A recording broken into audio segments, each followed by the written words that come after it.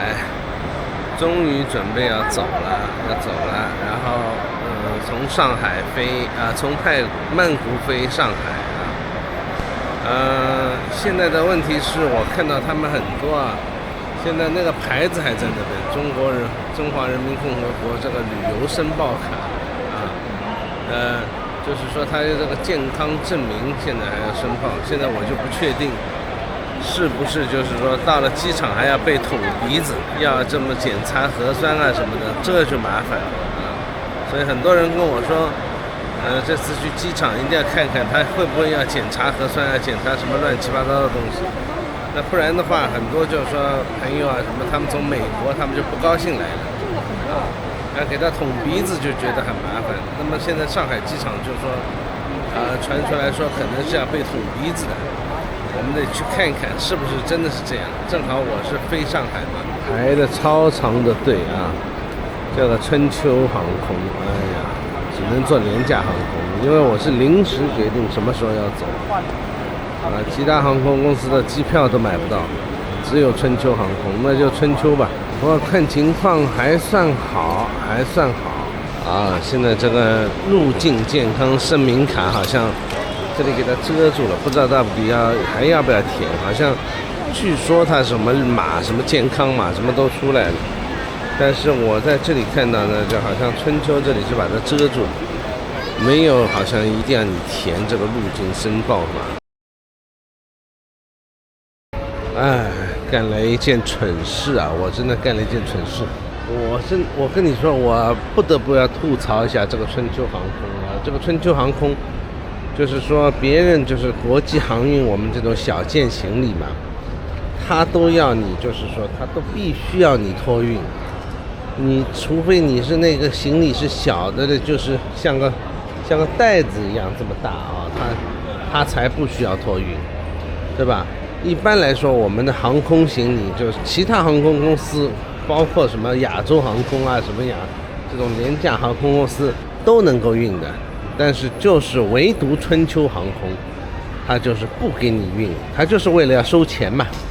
说白了，它就是为了收钱，但是这个做法太恶心了，你知道吗？明明我是可以带上飞机的这个行李，它就是不给我带了，等于说。因为我今天就碰到了一个问题，我现在是曼谷飞上海，曼谷很热，上海很冷，我衣服呢都留在那个小行李里面了。现在呢就是说小行李就是被他强迫的一种，被他强迫要把这件小行李给搬到飞机上面去，你说恶心不恶心？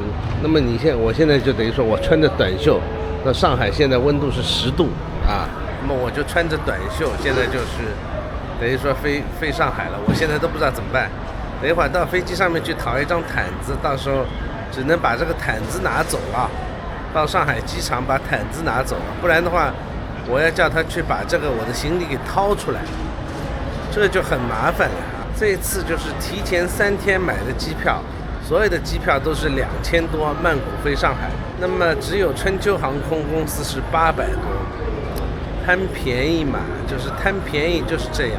即使买了800多，给他行李还就是加钱嘛，行李他也是很恶心的，就是说相差了4公斤一定要叫我拿出来，对吧？一定要叫我拿出来，那我就拿出来呗，那也没办法。现在满身背的都是那种摄影器材，因为我这拍照摄影这些东西，全身背的都是这个器材零部件什么东西都是这一类的东西，对吧？所以我就觉得以后就是春秋航空公司就是尽量不能做，因为实在是太差了，太差了，就是为了要钱什么都干得出来，真的是什么都干得出来。还有一个就是跟春秋航空公司比它稍微好一点点，那么就是吉祥航空，也是的，就是说它这个小行李现在它这种国内的现在就是这个样子，它这个行李这个包就是这个尺寸只规定给你40公分，也就是一个书包大小的一个包。那么你标准的航空箱就是拖在身边的航空箱，以前是可以带上飞机的，它呢这里就是说你要带上飞机可以的， 3500泰铢一件，也就是多少钱来着？700块钱人民币你带一件，你带了一件行李上这个春秋航空的飞机呢，那你就等于说你多买了一张机票这样子，你的代价等于说是你其实多买了一张机票，所以啊，他就恶心你，你知道吗？真的没有办法，就你就给他恶心的不行啊！你们肯定会说，就是说，哎，我怎么，对吧？穷人旅游贪便宜不是这么回事啊！就是说，不管是怎么样，因为我飞的很多，我经常飞来飞去，这个航空的费用必须要节省，能省则省啊！不要就是说做太多的浪费。我不像你们。就是说，你一年里面可能就飞个1、2次，我可能一年里面有个7、8次、90次都可能一直在飞的，所以我尽量是买一些比较便宜的机票，因为主要是工作啊，主要是自己的工作，而不是给别的公司打工，所以这个事情呢，就是尽量能够省的就省一点啊，然后反正。对吧？如果我们出去旅游，那就不用太省。如果我是一个人，对吧？只是跑到这里来谈一些自己的生意啊，自己的这些工作，我想能省的就省一点啊，不要铺张浪费。我肯定有时候我知道，有时候又有人说了，哎，你怎么又去做廉价航空了？确实啊，2000块钱跟800块钱的机票的诱惑那是不同的啊，那个确实是这样。我这个800块钱我还买了一件行李，等于说是800块钱再加了100多块钱，好像900多块钱买了一件行李。那你算下来跟2000多，那么我就省了1000多。那我省了1000多，我可以到在哪里吃喝玩，就是我觉得是很合算的。但是做这个航空公司，你觉得也就那么3、4个小时，相差1000多，我就觉得不太合算。最主要啊，不是说花不起这个2000块钱的机票钱。凡是你要成功的人，你不省，就是说你不会节流，你就算你会开源，你也会要稍微有点节流。到上海10度，你看看这个作孽吧。说到航空公司啊，我去问他一下。拿一张毯子披着下去算了，披一张毯子下去，不然的话实在是太冷了。上海只有7度，我穿着短袖，有点太冷了。你看到这个视频啊，已经是我从这个上海那个机场回来，已经过了1个礼拜啊，已经过了1个礼拜，我都没有拍片子。为什么呢？关键是因为这个最近啊，先说一下啊，可能你这个就是只看了1秒钟，对吧？你只过了1秒钟，你就看到了这个片段了。但是我这里确实我已经回到上海1个礼拜了。为什么呢？确实那个上海机场啊那边就是查核酸的。确实这次没有啊，没有像别人说的那么夸张，就是说，有查核酸的啊什么，对吧？有那个检查的又特别严格啊什么的。那这次我这次从泰国回来啊，确实没有碰到这样的事情啊。有可能他们是抽查，就是说。那为什么我那么久都没有拍片呢？就最主要的原因是上海这个天气啊太差，实在是太差。我现在在开车，你看外面这个天气到现在啊，前2天好不容易出来阳光了啊，今天又是这种阴阴霾霾的这个天气，让人家的感觉啊很不好。所以我那天回来的感觉呢，就一个是太累了。另外一个呢，就是说雾霾特别严重这一段时间啊，所以我就觉得，哎呦，这个心情啊，一下子都不是很好啊。因为你看我到泰国去啊，就是心情，就是你一到曼谷机场下来啊，这个心情很愉悦，是吧？然后呢，一到上海，这个天气灰蒙蒙的，冷嘛又冷飕飕。然后就是让人家一下子就觉得这个心情啊，就是没有那么好了。一会儿嘛，就是这个气温啊，非常的奇怪。昨天还是差不多25度啊，今天一下子变成了6、7度啊，这样子反反复复好几次，6、7度，然后忽然之间第二天啊，又变成了17、8度，所以这个反反复复非常多。一到阴天呢，就是5、6度、6、7度啊，然后冷得半死，对吧？我那天从机场出来，对吧？就是差不多这个10度左右。衣服又穿得少，真的冷啊！现在我看，真的，很多人啊都搞不清楚该穿什么衣服，因为经常就是说跑出来以后，外面要么冷得要命，要么你穿个羽绒服，外面大概20度，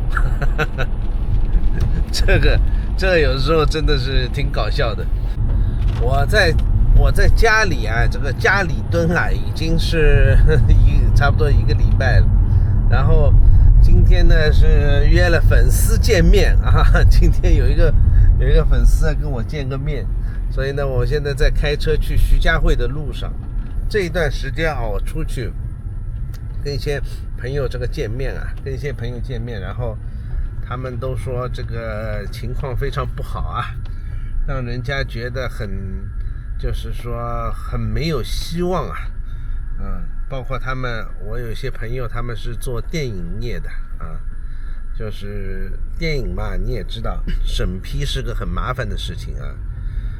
他们做电影业的，就是说你要拍电影，投资的人也有，编剧啊、导演啊都有，但是缺的什么呢？就是缺的审批。你这个片子能否审批的过关，然后呢，就是说能否让你就是拍出来呢？就是一个大问题，因为现在这个国内这个审批严格到了令人发指的地步，所以说你看现在这个电影业一蹶不振，就是说你什么片子你想拍都没法拍，你这个题材不对，内容不和谐，对吧？各种各样的原因，你哪怕有钱你想投资，对吧？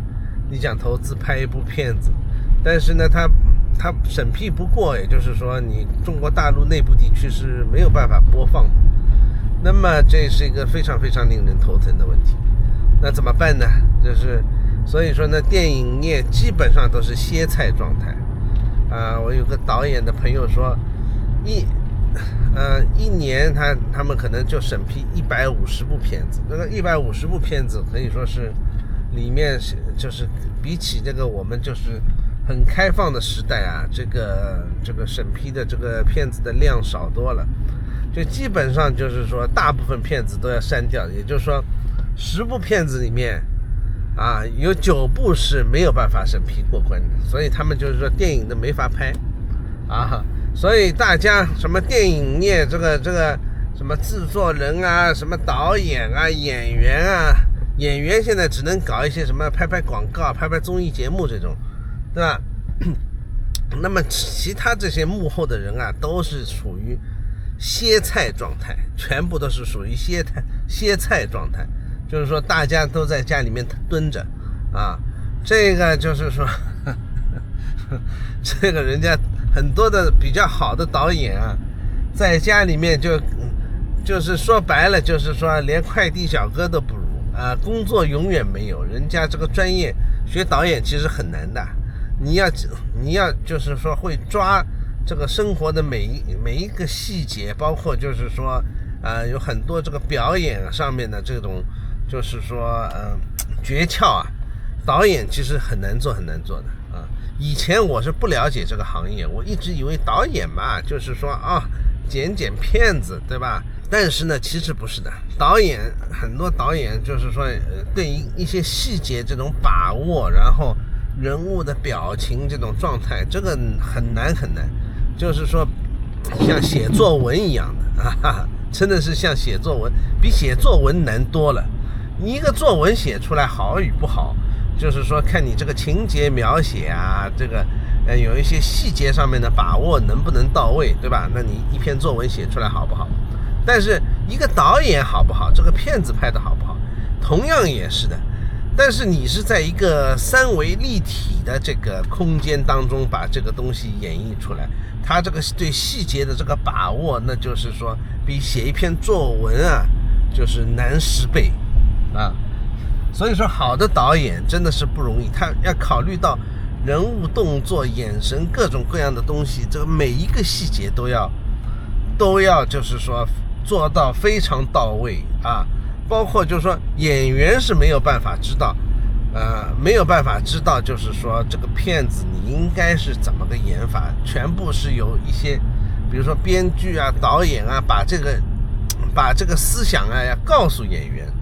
不是说演员不知道，但是这个思想从哪里来，就是从导演啊，从这种编剧啊，从这种就是他们的这个就是制作这部电影的这个人的这个思想，主要是导演从他那边来。那么你每一个动作的细节，每一个就是每一个表情，对吧，其实都是有安排好的啊，其实就是导演安排好的。包括你去看那个剧本，那些剧本都是要说得很清楚的，就是说剧本啊跟我们那个不一样，它是每一个细节，比如说这个男演员抬一抬眼神说啊这个可以，或者对吧，或者说你这个事情怎么办，对吧，各种各样的这种情节啊，这是剧本里面写的非常非常清楚的啊。所以这次呢，就是跟他们也是跟我的那些朋友啊，包括有一个导演啊什么的碰头，所以就讲到这些。我觉得这个是非常有意义的啊。原先在我们的印象里面，导演是一个就是怎么说呢，就是只是看画面的一个工作人员，只安排整套剧情的一个工作人员，好比啊，并没有那么的，在我的印象当中啊，并没有那么的那个重要。但是呢，其实不一样，其实它这个最重要的就是你一部戏拍得好不好，有没有情节，就有没有一个承上启下的有一个过程啊，一个剧情啊，全部都是靠导演那个功力的。导演每一部有一些细节，他只要把握到一点，对吧，他就能把这个故事就是承上启下的，就是说通这个事情，对吧？如果比如说有一个小小的情节，比如说没有拍到，这个故事中间比如说就断档了，你可能就看不懂了，你就不知道他表达的是什么意思了。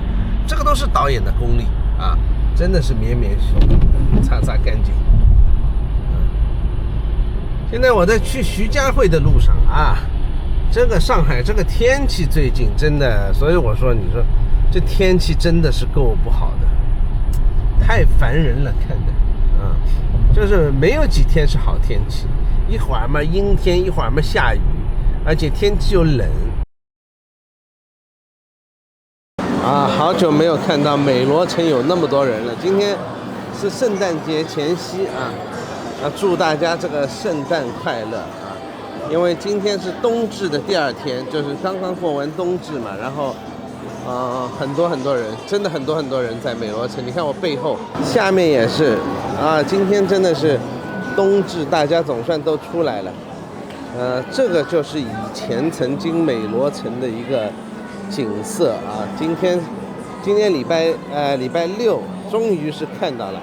礼拜六又是圣诞节，今天23号嘛，啊，然后呢又是冬至刚刚过完，终于啊上海人都跑出来逛街了。所以说上海不是没有人啊，上海是有很多人的，只是他们不出来了而已。平时，所以我说这个以前平时的是反而是不正常的，经济不好嘛，啊，平时反而是不正常的，现在反而是。像现在这个就是这么多人的情况啊，是比较正常的，我觉得是比较正常的啊，就说明啊我们经济有多不好，很多年都没有看到这种景色了，你知道吗？一路不好，一路不好。现在双假期的情况下，终于有点起色了。我今天呢是在这个美罗城，然后就是徐家汇嘛，然后出来跟一个朋友见面。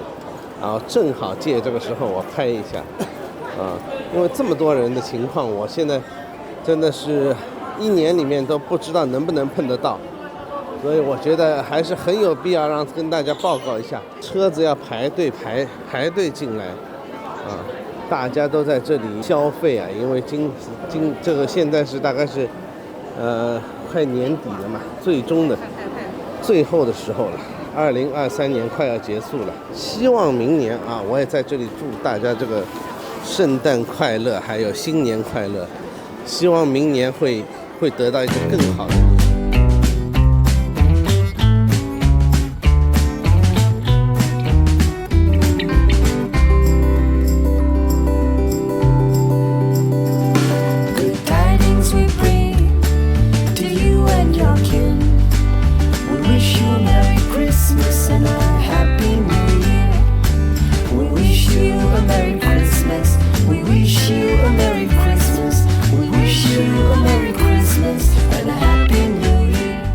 今天是平安夜啊，先在这里祝大家这个平安夜快乐，圣诞快乐啊！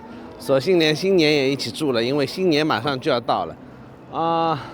我现在在虹桥啊，虹桥这里开了一个南风城，这个地方叫南风城啊，在举办一个圣诞的集会吧啊！因为上海现在圣诞节这个圣诞集会都是集中在一些商场里面办啊，还是挺热闹的，人还是挺多的。现在车呢都很难停。我们以前有在怡丰城，这里是南丰城，好像还是挺不错的，挺热闹。很多小孩啊在这里，你看，很多小孩在这里这个玩啊，这个市集。其实上海人还是很会过节的，虽然说经济不怎么好，但是他们还是很会搞气氛的。上海这个城市真的是很有魔力的，其实啊，这里也买很多东西。你看，它这个是买什么东西啊？哦，德国大香肠哎，德国大香肠，真的德国大香肠。这里买热红酒，可惜我开车，不然我也想来一杯。啊，很可爱的那个这些圣诞的一些小的那个灯，都挺漂亮的。这个是我们这个中国这种小东西是特色啊，对吧？大量的那种义乌的小商品啊，做这东西都是像砍瓜切菜一样的啊，有一股红酒味道，都在煮热红酒啊。热红酒我是挺喜欢喝的啊，用柠檬跟几种红酒混合在一起。我没挂。啊，这里在排队做什么东西来着？哦，做棉花糖，看一下。哇，全都是小孩在这里做棉花糖哎。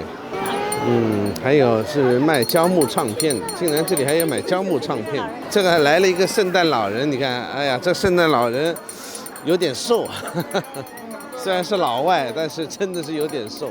但是这里有点短哎。这里圣诞老人呢？圣诞老人啊，圣诞老人拿一个糖。哦呦，挤不下，小孩让他们进去挤吧。啊，不好意思，这样其实给那个商场也带来很多那种收益，很多人都在这商场里面。还有做 cap 的，就是那个蛋煎饼。换了吧？啊，圣诞老人。啊，卖小灯的，挺可爱的吧？还有连卖猫的都有。这个地摊经济做得好。这里卖一些针织品啊，卖一些小东西，毛线织的小包包。但是这个天气可真冷啊！你看这个人把头包到脚，今天天气是真的冷。现在大概5、6度吧。这里还有一个拍照小屋，搞气氛，对吧？你看看，那是小朋友在里面拍照，还排队拍照啊！就这么几个小摊啊，就这么几个小摊贩啊，真的是人不多啊。法式热红酒啊，它这个热红酒是有脸盆烧的，是用脸盆烧的啊。这里面还有一个广场，这个南丰城还是挺大的啊。南丰城真的还挺大的嘛。是南面的南，丰收的丰啊，不是南方城啊，是南丰城啊。这个是在虹桥遵义路这里啊。这个这个商场我是从来都没有来过的，对吧？啊，这里有个蓝蛙酒吧，这种地方其实在上海现在是越来越多了，这种地方就是在虹桥地区啊，在各个地区啊，越来越多了。所以到这里就没有什么圣诞气氛了。这就是办了一个小活动，所以呢，我们还可以去其他的地方看一看。我们两个谁啊？其他的地方，因为这里就没有了。我们两个拥抱。我想去其他地方看一下，因为今天晚上呢，有朋友也约了我们去这个庆祝那个平安夜。因为在上海现在就我一个人嘛，人单力孤啊，所以呢，现在很多朋友就说，哎，你要不到我这里来玩？我说好。很多的同学，我以前有很多同学还是在这里，然后到他们那边去逛一下。超级冷，不过真的是超级冷。你看里面，就是因为这个商场办了一个小活动，你看就是非常非常的热闹，整个商场都被它带热闹了。走回去吧，走回停车场。我们到商场里面，这外面实在太冷了。不是说各个地方都这样，上海基本上圣诞气氛是不足的。他们有特定的一些商场他们会搞活动。最近不是有很多小粉红说他们要抵制洋节嘛？现在这个洋节就反而是变成了不提倡，他们叫做不提倡也不批判吧。很多外地的地方嘛，有很多外地就是还特别批判这个洋节，就是说有一些学校、一些大学很夸张就是说这个洋节不能过，然后每一个人都必须待在自己的家，就是学校学生必须待在这里，自己的学校不准请假。还有呢，就是如果你是在校外住那个校外宿舍的呢，在宿舍里面要拍视频报备。我这2天看了，我是昨天看了那个视频，我觉得真好笑这圣诞节是洋节，你穿的衣服是不是洋服啊？你现在所有设计的衣服，你坐的电梯，包括这个商场做的电梯，你是不是都是洋人设计的，对吧？那你全都不要好了包括这个造房子的水泥混凝土是不是洋人搞出来的电脑是不是洋人做的？你全都不要，那你能存活得下去吗？所以我看真的是有点神经质，现在真的有点神经质。好多人在这里，就是很多的那个节日气氛这个甚至比以前那个经济好的时候，这个节日气氛更加浓郁，就是感觉我感觉就有点穷开心大家都是要庆祝圣诞庆祝新年的到来，对吧？因为也没有什么事情做了嘛，所以大家感觉上面都很开心。我觉得这是一个很奇怪的现象，就是不知道是好事还是坏事。而且你看现在堵的不行在外滩。我本来是想去拍一下这个外滩园然后现在看这个情况，我觉得哇，这太堵了。欢迎来到外白渡桥外白渡桥。上海真的是一个很漂亮的城市。我告诉你，就是呢，今天雾霾呢是有点严重的，其实雾霾是挺严重的。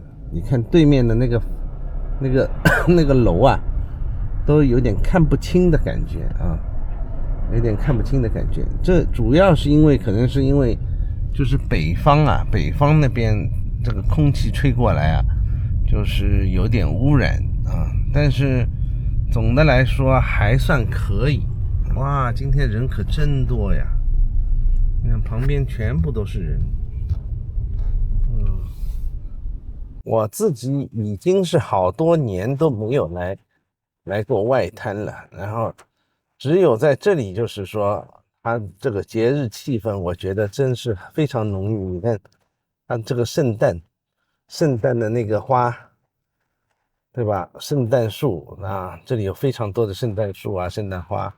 看来今天是停车是停不到了，没有办法了，因为这里全部都挤满了。那边刚才停车的地方我看了一下，没有办法停车了，全部排长队了。我就这里拍一下给大家看人潮涌动。什么是人潮涌动？谁说上海没人了？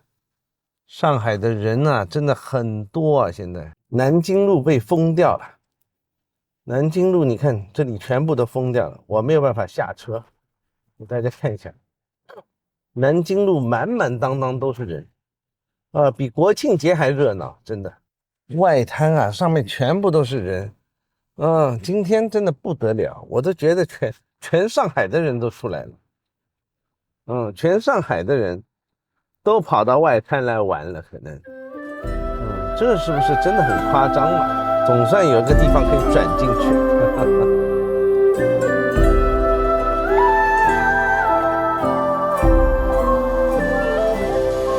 The first Noel, the angels did say, was to certain poor shepherds in fields as they lay, in a fields where they lay, keeping their sheep on a cold winter's night that was so deep. Noel, Noel, Noel, Noel, born is the King of Israel.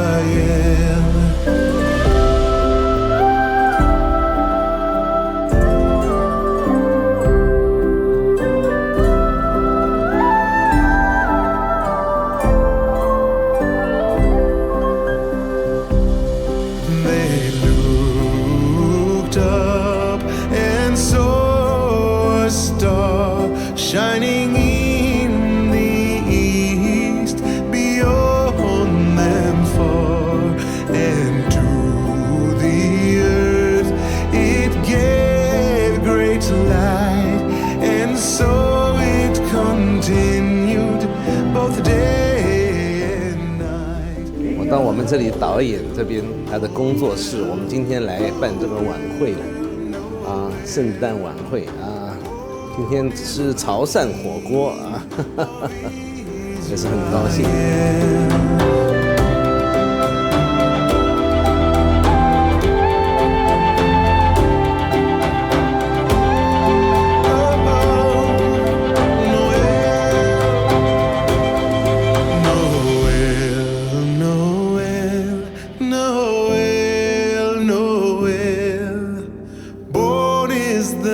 King of Israel, Noel.